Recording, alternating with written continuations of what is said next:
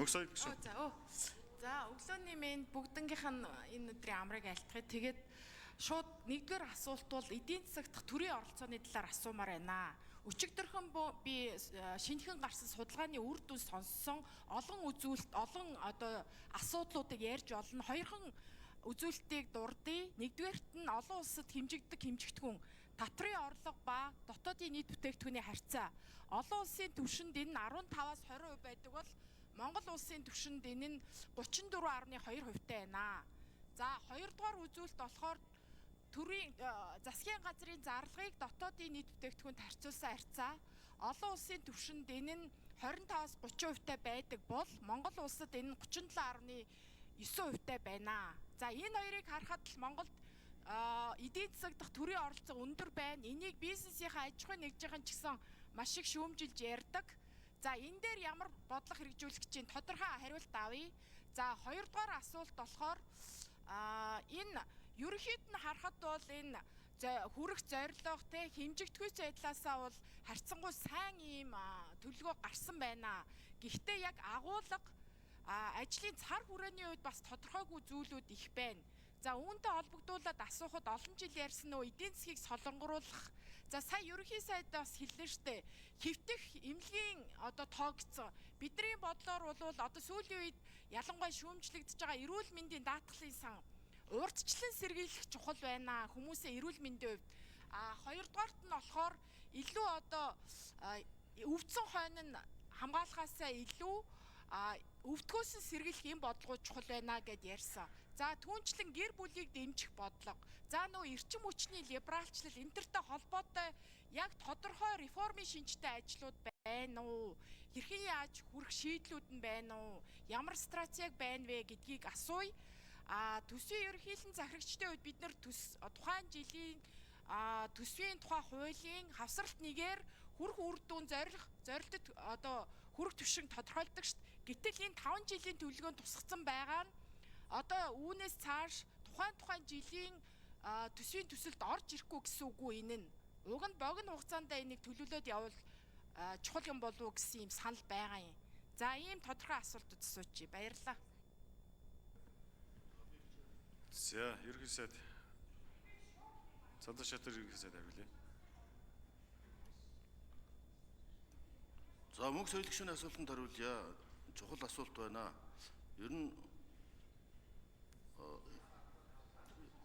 эдийн засаг дахь төрийн оролцоог интервеншнизм буюу за тэгээд энэ төрөөс оролцож байгаа монополийн эсрэг хууль, төрийн татаас, татврын ачаал гэдэг олон үзүүлэлтүүдээр хэмждэг. За тэр дотроо татврын ачаал бол таны хэлснээр 2026 одоо бол 33.4% байгаа нь үнэн. 2026 онд 31.5% болохоор саяны батлагдсан төсвөөр 1.9 пунктоор бууруулж тооцож байгаа нь цаашдаа татврын ачаал хэр хэмжээгээр буурна, тэр хэмжээгээр төрийн оролцоо тэр хэмжээгээр буурна гэсэн ийм чиглэлтэй байна. Олон жилийн дунджаар манай улсын нийт орлогод эзлэх татврын болон татврын бус орлогын харьцаа бол 90-10 байгаа. Сүүлийн 2-3 жилд татврын орлого өссөн нь цэвэр уул уурхай өсөлттэй холбоотой, цэвэр уул уурхай бүтээгдэхүүний үнийн өсөлттэй холбоотой, бас экспортын хэмжээ нэмэгдсэнтэй холбоотой. Уул уурхай салбарт үйл ажиллагаа явуулж байгаа аж ахуйн нэгжүүдийн ашигт ажиллагааны түвшин нэмэгдснээр татврын орлого өсөж татврын орлого 92 орчим хувиар төгсөн гэдэг. Энэ хэмжээгээр төсөв тэлээд анхаагдсан төрийн оролцоо бас томорсон. Одоо бол бид мөчрөг дагсан сөрсөн бодлого явуулж төсвөө хомних чиглэл баримталж байгаа. Дэлхийн бусад орнуудын жишээнээс харуул хөгжингүй орнууд буюу илүү либерал эдийн засгтай Америкийн нэгдсэн улс, Герман зэрэг улсуудын татврын бус орлого маш бага байдаг. Манайх бол за социал демократ чигтэй гэдэг юм уу Швед, Скандинавын орнуудын чинь саяны татврын ачаал 50 хүртэл овж бий. За Япон, Солонгос зэрэг улсуудын татврын бус орлого ч гэсэн маш бага байгаа. Учир нь тухайн орнуудын татврын бааз суурь доктортой байгаа. Эдийн засаг нь төрөлжсөн байгаа. Ганц уулуурхаагаас хамааралтай, үнээс нь хамааралтай дээд түвшинд савладаг эдийн засаг бий болчиход байна л да. Харин байгалийн баялагтай орнууд жишээлбэл Норвеги, Казахстан зэрэг орнуудын хувьд татврын бус орлого харьцангуй өндөр 10-аас 30% байдаг нь ногд ашгаар дамжуулж орлого бүрддэхтэй холбоотой, бусад орлогоор бүрддэхтэй холбоотой.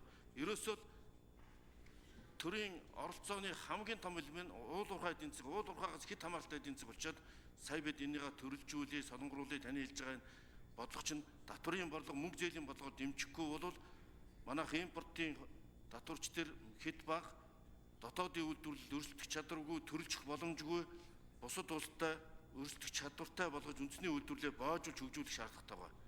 Ийм учраас татврын бус орлого нэмэгдүүлэх гэвэл одоо ногдол ашиг, навигацийн орлого, хүү торгуулийн орлогуудыг л нэмэгдүүлж самарч болно. Ер нь уул уурхайн салбарын орлогын төсвийн орлогын 26.7% бүрдүүлж байгаа. Саяны 33.4. Уул уурхай үнийн циклээс хамаарат татврын ачаал зарим жилүүд өсөх, зарим жилүүд буурах.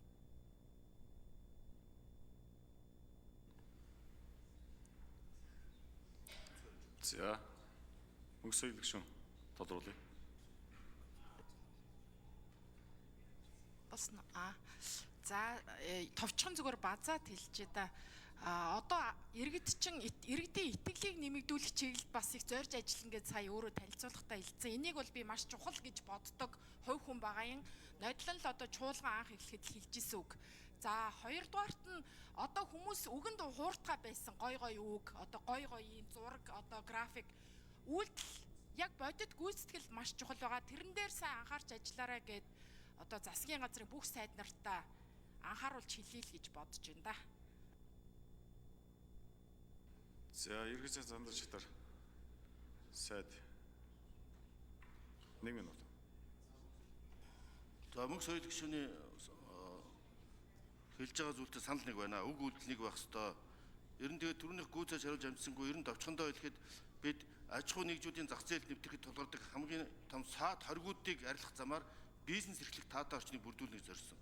Одоо бид өнгөрсөн засгийн газрын уралдаанаар эдийн засгийн эрхчлөөний тухай хуулийн төслийг хэлцэж танилцсан. Удахгүй улсын хурд дөрвөн мэдүүлнэ.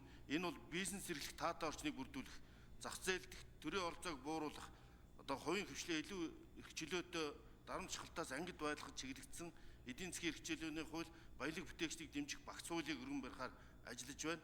Аж ахуй нэгжүүдэд тулгардаг нэг бэрхшээл бол зөвшөөрлийн хүн суртал, дарамтын одоо бизнест нь халддаг энэ бүх эрхчлөөг нь хаасан бомилсон хуулиудыг өөрчилж 100 гаруй хуулийн төсөл дээр энэ өөрч дагаж өөрчлөлт орсон юм зохиц хуулийг улсын их хурлд өргөн мэдүүлэхээр ажиллаж байна. За бүх чөлөөний бүрэлдэхүүн гишүүн үгээлнэ.